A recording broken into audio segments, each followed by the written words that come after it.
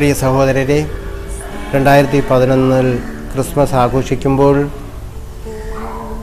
ദൈവം മനുഷ്യരോട് കാണിക്കുന്ന വലിയ സ്നേഹത്തിൻ്റെയും കാരുണ്യത്തിൻ്റെയും പ്രഘോഷണമാണ് നടക്കുന്നത്.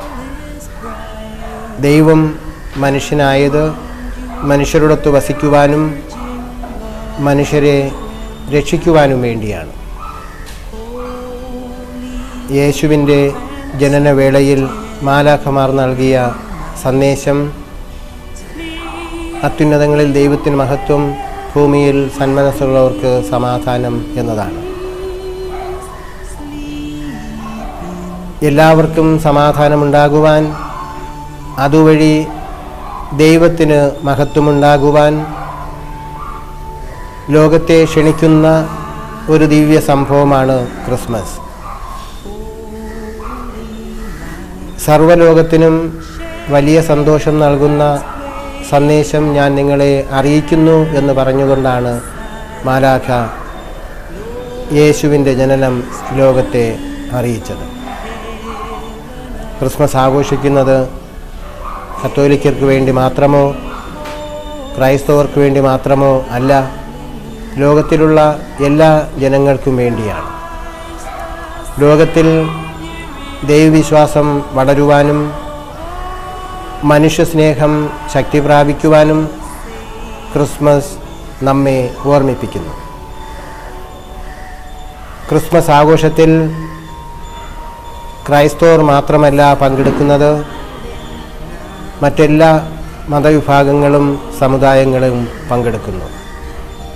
അതിന് കാരണം ക്രിസ്മസ് നൽകുന്ന ദിവ്യ സന്ദേശം തന്നെയാണ്. മനുഷ്യൻ സമാധാനമായി സന്തോഷമായി ജീവിക്കുവാൻ ആഗ്രഹിക്കുന്നു. സമാധാനവും സന്തോഷവും കൈവരുന്നത് ദൈവവിശ്വാസത്തിൽ നിന്നും ദൈവാനുഗ്രഹം കൊണ്ടുമാണ് എന്ന കാര്യം സത്യമാണ്. ഇത് അറിഞ്ഞോ അറിയാതെയോ എല്ലാവരും അംഗീകരിക്കുന്നതുമാണ്. ഏത് മതവിഭാഗത്തിൽപ്പെട്ടാലും ഏത് സമുദായത്തിൽ പെടുന്നവരായാലും നേരിട്ടോ പരോക്ഷമായോ അവർ ദൈവത്തെ ആരാധിക്കുന്നു. പരസ്പരം മനുഷ്യർ സ്നേഹിക്കുകയും ചെയ്യുന്നു. അത് ലോക മാനവികതയുടെ ഒരു പ്രകടനമാണ്. അത് മനുഷ്യസ്നേഹത്തിൻ്റെ ഒരു പ്രകടനമാണ്. ദൈവം നമ്മെ സ്നേഹിക്കുന്നതുകൊണ്ട്, ദൈവം നമ്മെ അനുഗ്രഹിക്കുന്നതുകൊണ്ട്, ദൈവം നമ്മെ പരിപാലിക്കുന്നതുകൊണ്ട് നമുക്ക് ഇനിയും സമാധാനമായി സന്തോഷമായി ജീവിക്കുവാൻ സാധിക്കുമെന്ന്, മുന്നോട്ട് പോകുവാൻ സാധിക്കുമെന്ന് ക്രിസ്മസ് നമ്മെ അനുസ്മരിപ്പിക്കുന്നു. ക്രിസ്മസ് ആഘോഷിക്കുന്നത് ഒരു മതപരമായ ചടങ്ങല്ല, ഒരു ജീവിത അനുഭവമാണ്. ക്രിസ്മസിൽ എല്ലാവരും ആഘോഷങ്ങൾ നടത്തുന്നത് ഈ ഒരു അനുഭവത്തിൻ്റെ പശ്ചാത്തലത്തിലാണ്. യേശു സെബുലോൺ നഫ്താലി പ്രദേശത്ത് വന്നപ്പോൾ അവിടെയുള്ള ജനത വലിയൊരു പ്രകാശം കണ്ടു എന്നും മരണനിഴലിൽ ജീവിച്ചിരിക്കുന്നവർക്ക് പ്രകാശം ലഭിച്ചുവെന്നും സുവിശേഷത്തിൽ എഴുതിയിരിക്കുന്നു. യേശു ലോകത്തിൽ ജനിച്ചപ്പോൾ ദൈവത്തിൻ്റെ പ്രകാശം എല്ലാവർക്കും ലഭിക്കുവാനുള്ള സാഹചര്യമുണ്ടായി.